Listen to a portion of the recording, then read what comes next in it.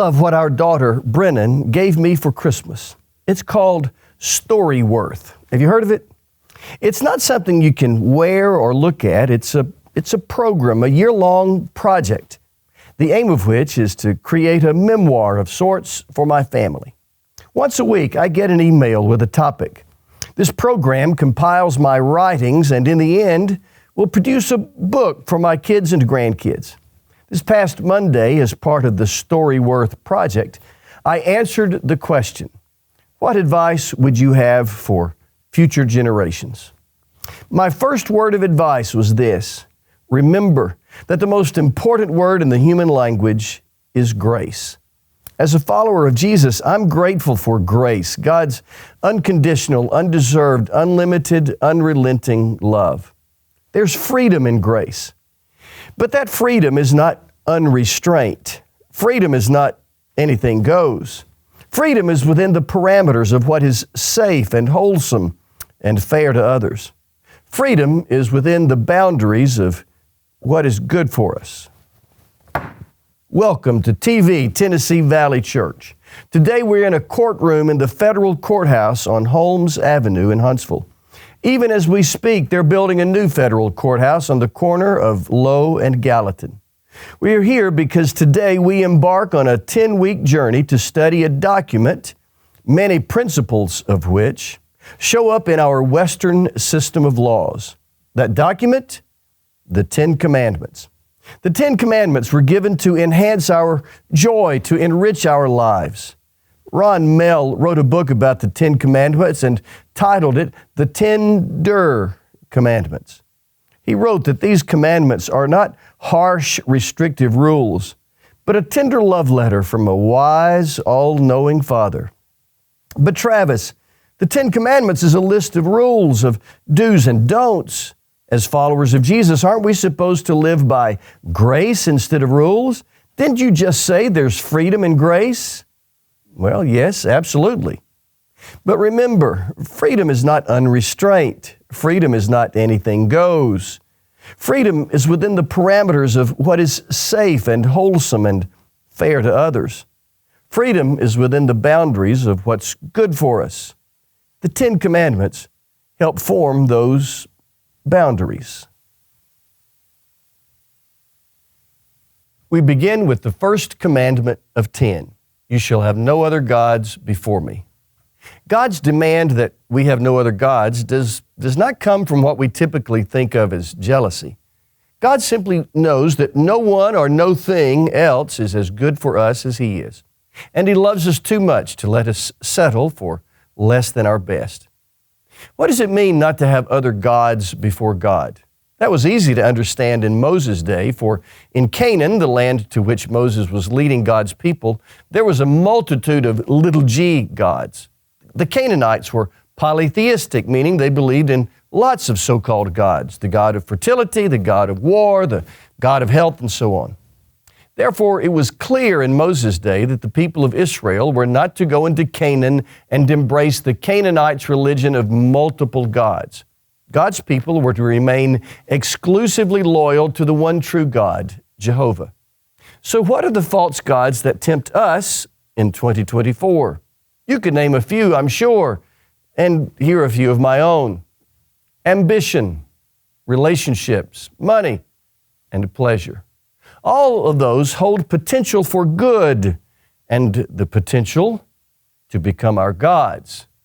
Let's look at them one by one.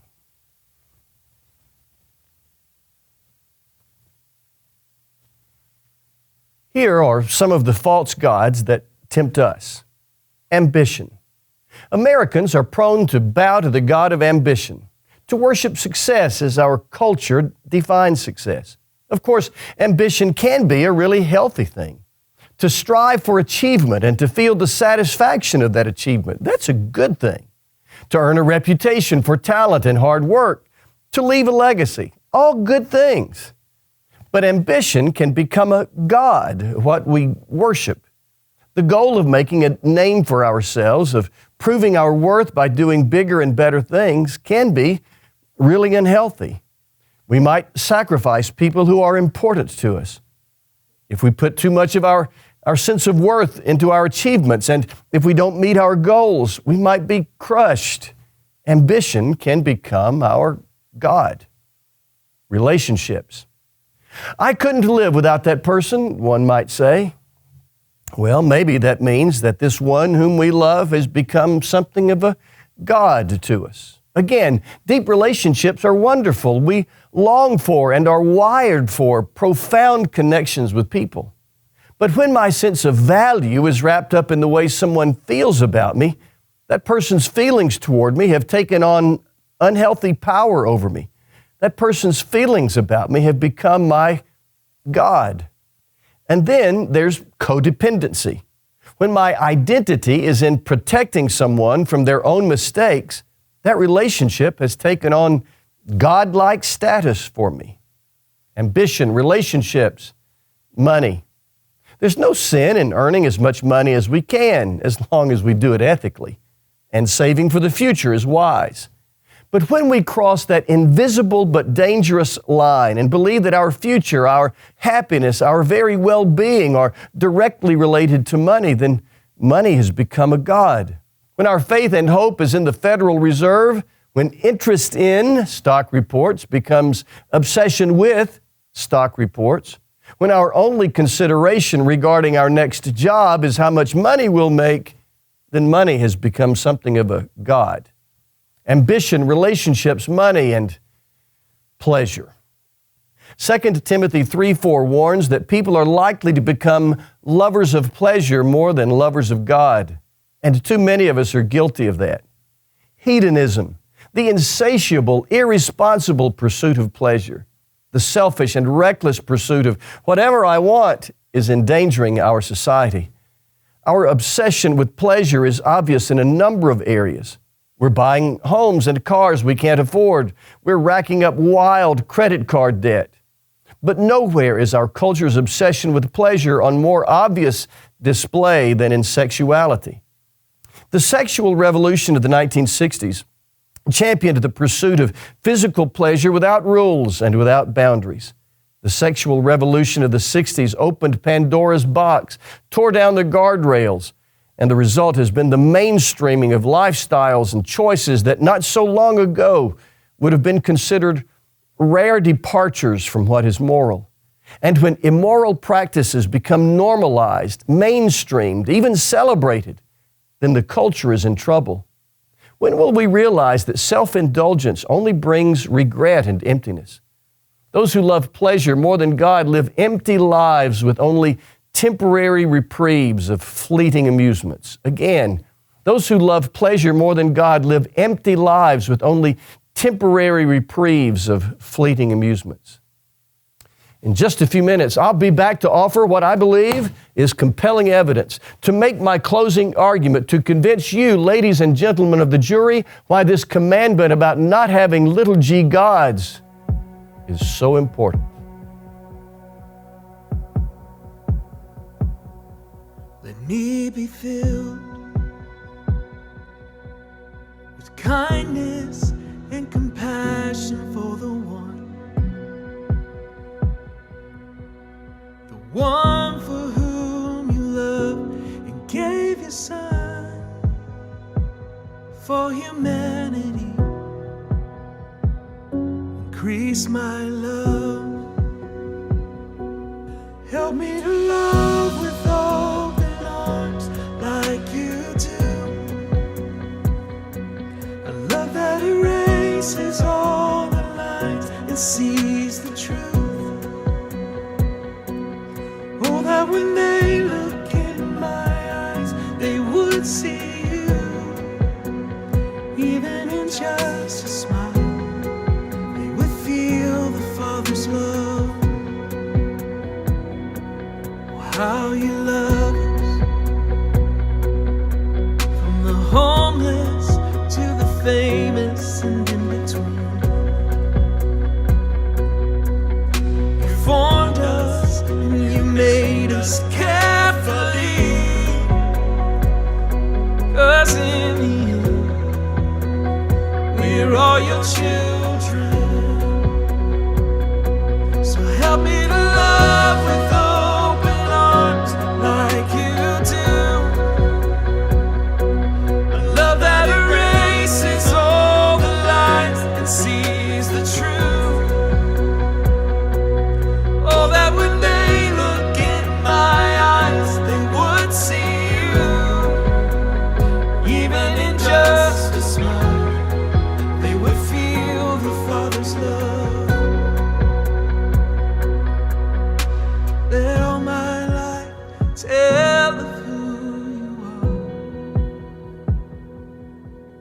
and the wonder of your never-ending love. Let all my life tell of who you are. You're wonderful and such a good Father. Oh, let all my life tell of who you are, and the wonder of your never-ending love. Let all my life tell of who you are, and you're wonderful and such a good Father. Oh, that you're wonderful is such a good Father. Help me to love with open arms like you do. A love that erases all the lies and sees the truth. Oh, that when they look in my eyes, they would see you. Even in just a smile, they would feel the Father's love.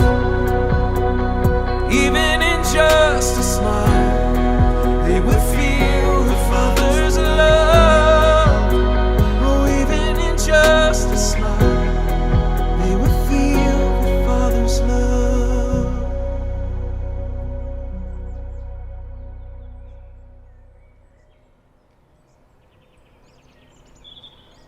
Veteran prosecutor and now Madison County District Judge Don Rosardi joins us as our guest today. Thank you for being here. Thank you for the opportunity. Travis today is talking about the 10 Commandments. Don, can you imagine a society where there is no law? No. In fact, if you turn on your TV these days and you hear about illegal border crossings, illegal migration, you hear folks say a country without borders is not a country. Well, a community is the same way. If we didn't have laws, we wouldn't be a civilized community. So we have to do that to protect us all. The little person, the young person, the old person. So no, it's not even possible. Do you think that today's law, do you think the 10 Commandments were relevant as people set laws that we abide by today? Absolutely, absolutely. When God gave those to Moses on Mount Sinai, he gave them 10. And they were about relationships between the believers, God's people, and God, and relationships between each other. Out of the 10, the first 4 are relationships between the believers and God, and the other 6 were between each other, such as thou shalt not commit adultery, thou shalt not kill, thou steal. That's not between God and that person, that's between people that they're living amongst. So that all our laws came from that. And the laws, they truly protect the vulnerable among us. Oh, if we didn't, then Darwin's theory of survival of the fittest would be it. If you went to buy a car from somebody that was bigger than you and they cheated you and they were larger and we didn't have laws, commercial laws that handle those type things, the biggest person's always going to win every argument. So, thankfully, God gives us grace in the laws that he sets for us to abide. Has there been a time in your career when you were able to give grace as a judge? Yeah, and it even went before that, even as a prosecutor, but you have to. Years ago when I was talking to a governor's staff about a judicial appointment, they said, you can't put everybody in jail, so start thinking about what you do. And I started thinking about those things in the mid-90s. I didn't take the bench till 2018, so we established some programs like the Phoenix program, first-time juvenile offenders, drug courts. We've got both the juvenile drug court, the family drug court, and the adult drug court. We got mental health court, veterans court, and these are for people who might not otherwise have seen part of the criminal system. Maybe it's their blip on the screen. Maybe it's their one-time mistake. You give them a chance to fix what's wrong in lieu of prosecution. So we do it all the time. And you've had examples of that through your career. Absolutely. Where you maybe gave somebody an easier sentence and then it worked out okay. Yes, it did. And thankfully I'm not going to say that's the majority, but when they have those times, if you can save one person, it's worth what we do. But sometimes they don't, and you go back to where you were. But nothing lost from trying to help somebody. Well, thankfully, we do have God's law to live by, and then the laws that we have created as society to keep us safe. Absolutely. And living peacefully among each other. Without His grace and mercy, we'd all be lost. Thank you, Don. Thank you.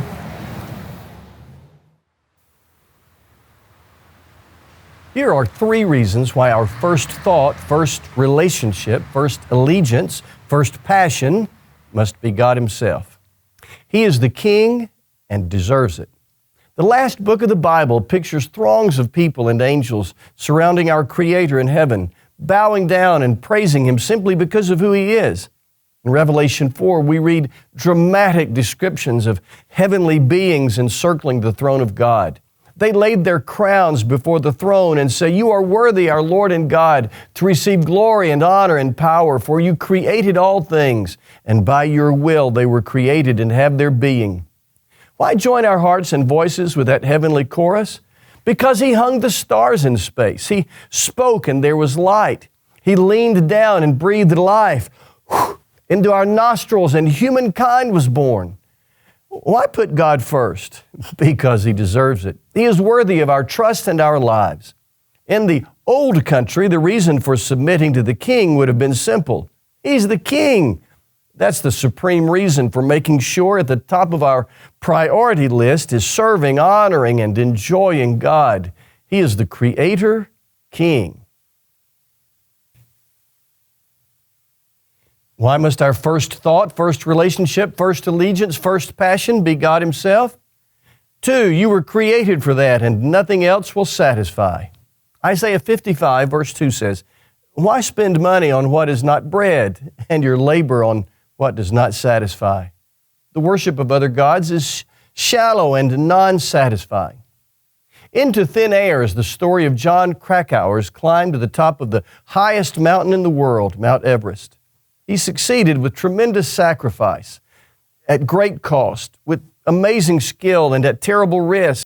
In the opening paragraph to this bestseller, Krakauer describes straddling the top of the world, one foot in China and the other in Nepal.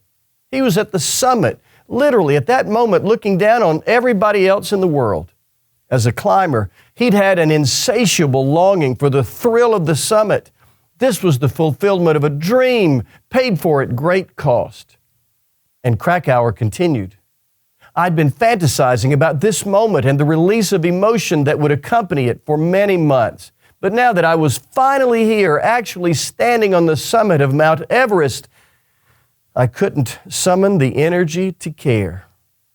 Did you ever achieve something you'd worked really hard for and wondered why it didn't feel as great as you had anticipated?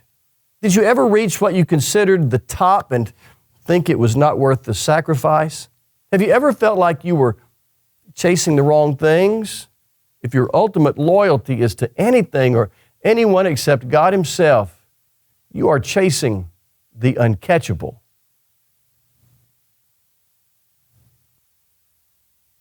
Why must our first thought, first relationship, first allegiance, first passion be God Himself? 3rd, if we don't get this first commandment right, if we don't deliberately place our Father and Creator at the core of our lives, on the throne of our hearts, and at the top of our relationships, then other gods threaten us with disaster. The God of ambition, for example, will make you sacrifice your family and then will break your spirit. The God of relationships will tempt you to do things you don't even want to do for people's affirmation. The God of money will convince you to steal from your company and or clients and risk your career as well as haunt your conscience. The God of pleasure will convince you that one little fling won't hurt and will wreck your home. The temptation of other gods will ruin your life. John Grisham has a new novel out, The Exchange, and I just finished it. It picks up the story of Mitch and Abby, the characters from his earlier book and the movie, The Firm. In that first book and movie, The Firm, Mitch McDeere joins a prestigious law firm in Memphis after graduating from Harvard Law School. Mitch and his wife, who was his high school sweetheart, love each other. Then Mitch finds out that the firm he's working for is crooked and involved in organized crime. The firm realizes Mitch is onto them, so they devise a plan to blackmail him into silence. One night, Mitch McDeere, the young lawyer, is walking on a beach. He's frightened and lonely and confused. On the beach, he happens to meet a woman and they begin to talk. She is understanding, she is beautiful, and she is available. Mitch cheats on his wife. Turns out it was a setup. The alluring woman who just happened to be on the beach had been hired by Mitch's crooked firm, and someone was there to take pictures. The pictures were sent to Mitch's loving and faithful wife, who was devastated. Mitch had been set up, and he fell for it, swallowed the bait. His life was a wreck. Why tell such a sordid story? Here's my point. The enemy, the evil one, the father of lies, the accuser, will set you up. He will tempt you with other gods. If we aren't careful, we'll violate what we know to be true and good and betray the one whose love is beyond measure and end up with deep regrets. Don't fall for the setup. There is one and only one worthy of our worship, our surrender, our allegiance. He gave you life, loves you beyond measure, and wants only what is best for you. Join us in this ongoing study of His tender commandments.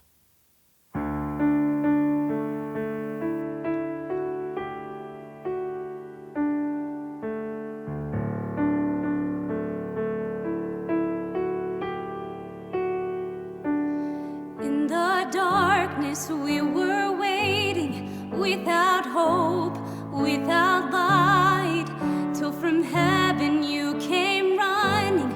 There was mercy in your eyes to fulfill the law and prophets. To a virgin came the word, from a throne of endless glory to a cradle in the dirt.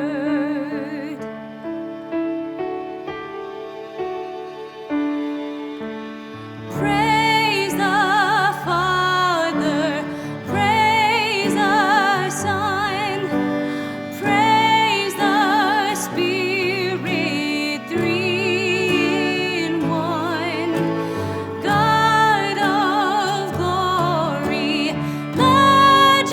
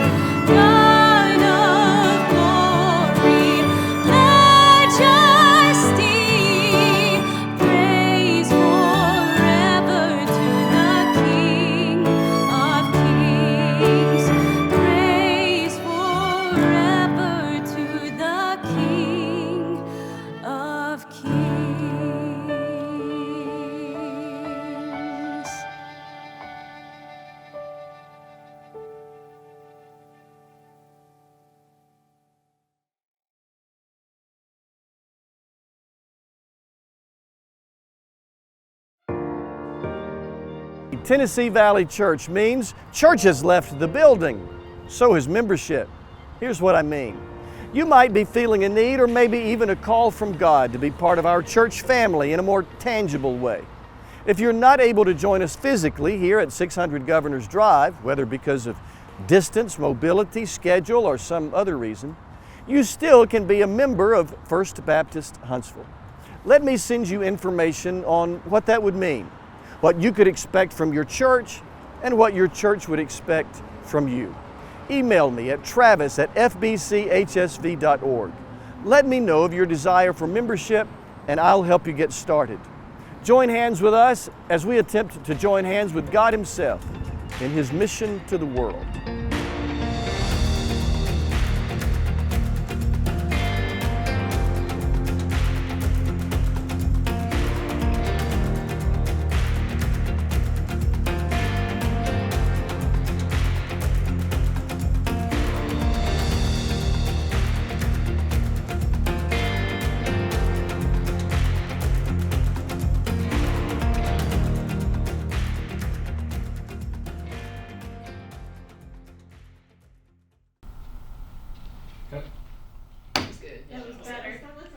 Matt Locke, eat your heart out.